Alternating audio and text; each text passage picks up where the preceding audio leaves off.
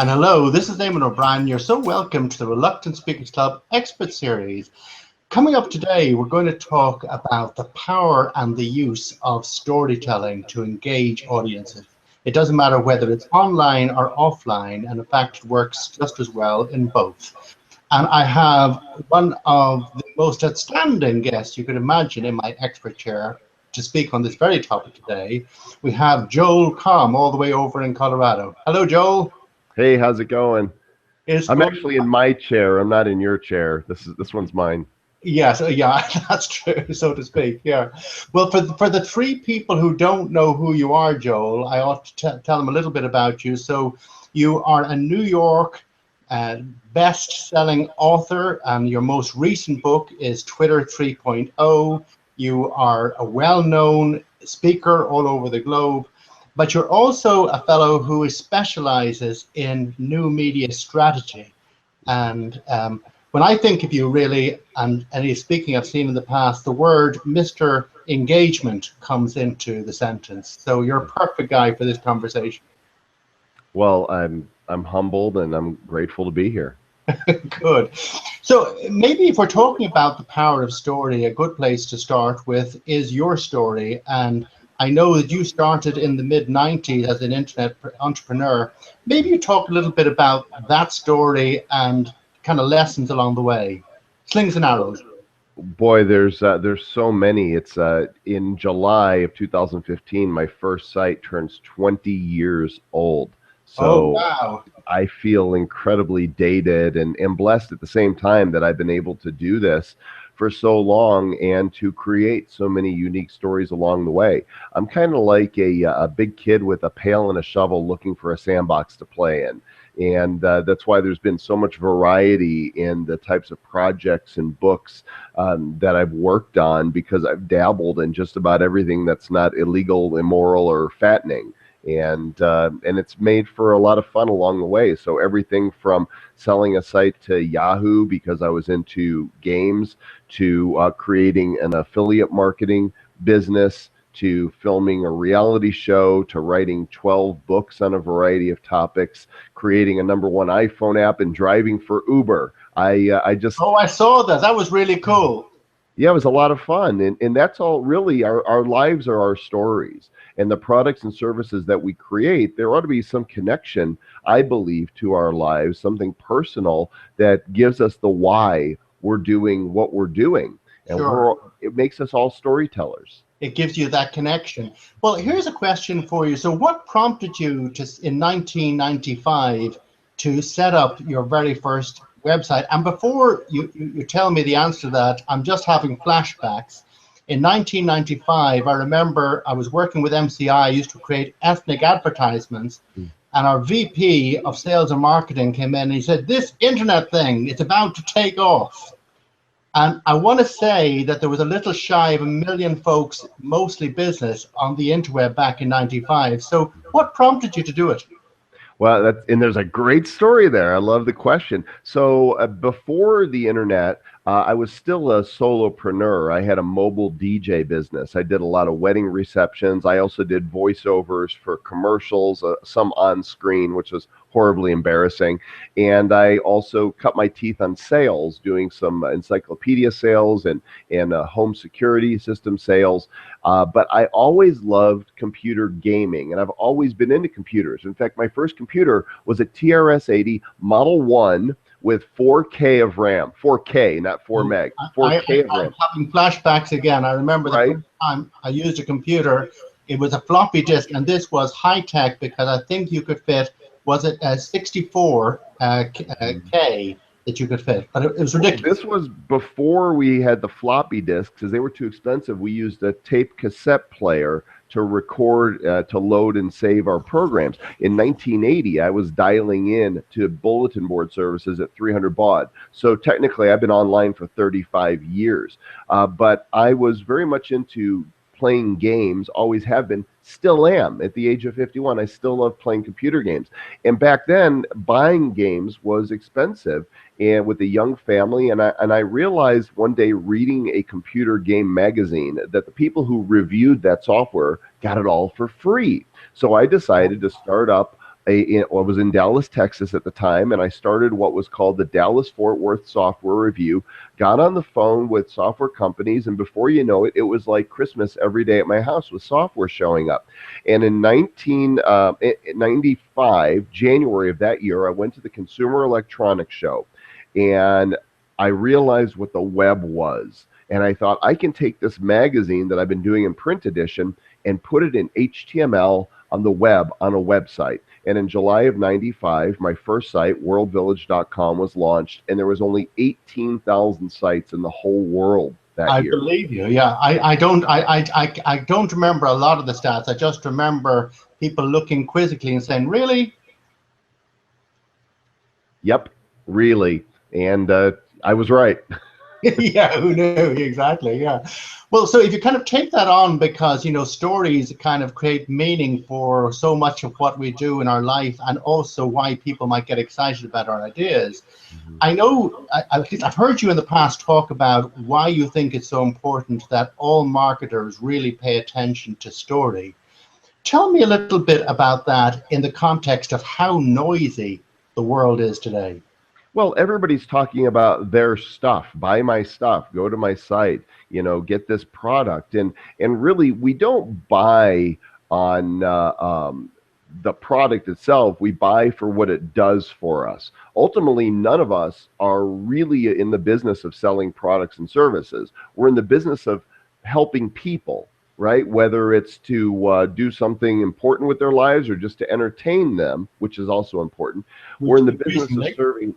It's about serving people, and there are so many voices out there. If you don't tell a compelling story that engages with people's hearts and minds, then you're going to lose them. They're not going to care. If there's not an emotional connection to you or the product or service that you're providing, then you're dead to them. They won't remember you. So you have to touch somewhere an emotional component, and that's what happens through storytelling. You're 100% right. And therein actually lies an issue, because the stakes have gone up a little bit. And you used a very interesting, actually, a number of interesting words. You talked about being entertaining now, and also the emotional side of things. And for people who are trying to up their game, up their ante in that, is there two or three lessons that people can learn in terms of what works more effectively? Like, here we are, we're connecting online across the Atlantic, that creates more interesting story when online as well as offline. Well, realize that the story in your mind is not always the story that's going to connect with people. You have to try to connect with them where they are. For example, when we released our novelty application in 2008, the iFart app, I'm guilty of doing that. Oh, how did I miss that one? Don't know, but it's no big loss. It's just a funny novelty app, but that funny novelty app went to #1 in the world for 3 weeks and is still an icon in the app development world.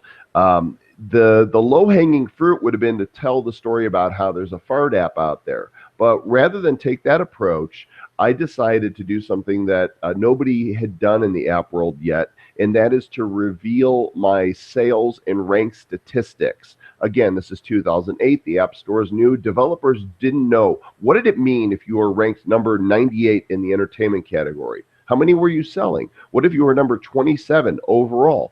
What did that translate to? And so I began tracking and releasing those numbers, and I sent a press release out to the tech community. That became a story which drove sales to the app. And so it was taking this backdoor approach of telling a story that I thought would be interesting to the development community, not the consumers that would be buying the app. The development community then got the story dispersed on Mashable and TechCrunch and VentureBeat, and that's what ended up driving the sales to the consumer. So the story in your mind about your product or service is not necessarily the best angle to get others to tell your story, because ultimately, if your story isn't worth retelling, then you don't have a story. No, and interesting what you did there was that you did it behind the kimono. And isn't it interesting that that basically is what drives traffic in Instagram? Very true. Yep. Yeah, so that's an interesting one. But then I suppose if you kind of take it on the next level and you're thinking about where to create your story, where to share it. You know, if you think about your various entrepreneurial endeavors, when you think about speaking on stage versus creating video versus creating other content, where do you strike the balance in terms of where you want your story to be told? Oh, I want my story told everywhere. And honestly, I'm pretty organic with it. I don't overthink it. If I want to shoot a video, I shoot a video. If I want to tell the story from the stage, I do it that way. If I want to do it on a podcast or on a blog article or on Facebook, wherever I feel like this is where I want to tell the story. Of course, you love when your story can be told everywhere. You know, the goal is to take it from one particular venue and have others sharing it among others. Yeah, absolutely that. Now, I came across something interesting, which I guess you must have done earlier this year, where you did something that was really very raw and personal at Inbound, what was it called again? Inbound Bold Talks. Yeah. And I mean, that was really, now your level of honesty there was quite extraordinary. You were talking about your marriage and other things and how your life evolved. Now, obviously, I'm not going to delve into that, but when it comes to sharing stories online and having the courage, I suppose, to be warts and all, tell me a little bit about your experiences with that. And did you get much reaction to that? I did. And, you know, here's the thing. We're all flawed. We're all human. Some of us try to mask it. We try to hide it, but I know it's there. And in not feeling the need to hide that and to be transparent actually draws people to you because they see that as courageous. For me, I see it as, hey, you can't fire any arrows at me because it's all out there. And if you're firing arrows at me, I can look at you and say, what are you hiding? What's going on in you that you feel the need to tear me down for what I've already revealed to you? And so there's a lot of freedom in being transparent and just holding up that sign that says, hey, I'm kind of screwed up, but it's okay because you are too. Yeah, I have to say that it was really touching, and I think that connected with a lot of people. So it was an awesome, awesome talk. Thank you. Really appreciated that. But if you think about, I suppose, things in terms of where maybe people mightn't go. So if you're looking at Joel's don't think about it, no, really don't go there list of telling stories, are there places that you won't go, or are there things that you won't do? Well, of course, I think healthy boundaries are important for all of us, you know, knowing what's appropriate for the public forum, what's appropriate for just close friends and family. When people go on Facebook and they put their whole lives out there for all to see, they're inviting people that they don't necessarily trust to speak into their lives, and it could end up positive, it could end up negative. I think knowing what to say, you know, when I was going through my divorce, that's not something that was for public consumption at the time. That was for me to deal with and to grow through, and only for close family and friends. But past it, when I've worked through my own stuff and can speak about what I learned, now that's a different level. So you have to have healthy boundaries. Otherwise, they will be breached. Yeah, absolutely that. So for people who, if you like, are wanting to share stories, say, for example, via video, and I know you do a lot of walkabout and other types of interesting things, and you did an interesting thing about shenanigans. So clearly the Irish element in Colorado is alive and dangerous. Yes, cool. It is. Well, and I think Chris Brogan, who was my guest on my last Shenanigans, has Irish in him, right? Isn't Brogan an Irish name? It is, yeah. They ran away and changed their name a long time ago. I think they owed a lot of money. Fantastic. No, I'm only joking. But if you think about lessons or notions or ideas that you would share with people about more interesting content and things that people are more likely to share, if you like, so the engagement factor, what thoughts or advice would you share? I would say don't be afraid to take risks and to be authentic. You know, people, there's so many out there that are training. This is how you're supposed to dress for the camera, and this is how you're supposed to look, and this is what you're supposed to say. I say, forget that. Just Let you be you in the moment, because the most fascinating part of what you have to say is going to be what you bring to it. And so be authentic, be real, be transparent, just tell your story. Don't be afraid to look at the camera and just say, this is what I want to share with you. It's okay. What's the worst thing that happens? You tell your story and nobody cares. I've had that happen many times.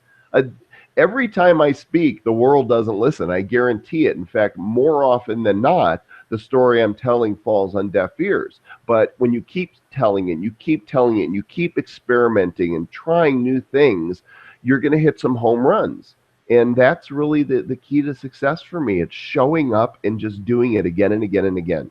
It absolutely is. And interesting, when it comes to what people remember, they don't remember all of the detail. They don't remember the facts, the figures. What they do remember is how you make them feel and the extent to which you pull them into whatever you're talking about, which is why the stories are awesome. That's really a great point. In fact, I hear from people that saw a presentation 9 or 10 years ago, and they said, I remember when you gave that presentation on Google AdSense because you poured all those pennies in the jar. That one little visual, there'll be other people that say, when you spoke at such and such conference, you played a video at the beginning. Is that available anywhere? I just love that. And so it's a matter of doing something that others aren't doing and finding something that will stick emotionally. Yeah, so it's a bit, really, you're absolutely right, because what that does, it invites people in, and that's an awesome idea in general. And if I were to close out, and it's been a terrific conversation, and I really appreciate it, Joel, if you were to think about life and sharing of yourself as well as your ideas and the next chapter of Joel, what's next on your agenda, and what one lesson will have guided you towards what you're going to do in the future? I've made a lot of money. I've lost a lot of money. I know how to make money. I find that the products and services I create can impact lives, but really it is my story that has the greatest potential. And just like you saw at that Bold talk, I recently gave a TEDx talk here in Denver just a couple weeks ago. And it was also very transparent. It'll soon be available online at TEDx Mile High. And it was called Being Human in the Digital Age. And that's really more the direction that I want to go. I want to inspire people. I want to touch lives. I want to help them to believe in themselves, because everybody watching, you're awesome and you've got a great story to tell. And I would encourage you to not be afraid to share it. No, I think that that's an awesome note on which to end. And you just reminded me of Oscar Wilde, who once said, "Be yourself, everyone else is taken." I've got a shirt that says that. I love it. And whenever I wear it, people comment on it. They're like, yeah, that's so true. No, that's really, really cool. Well, look, can I thank you for joining with me this evening? It's been an absolute pleasure. Well, it is my pleasure. I'm really glad you invited me, and I hope it's been useful. Good. And also thank you for the viewers today for watching today. And you have been watching the Reluctant Speakers Club Expert Series. And until the next time, happy speaking.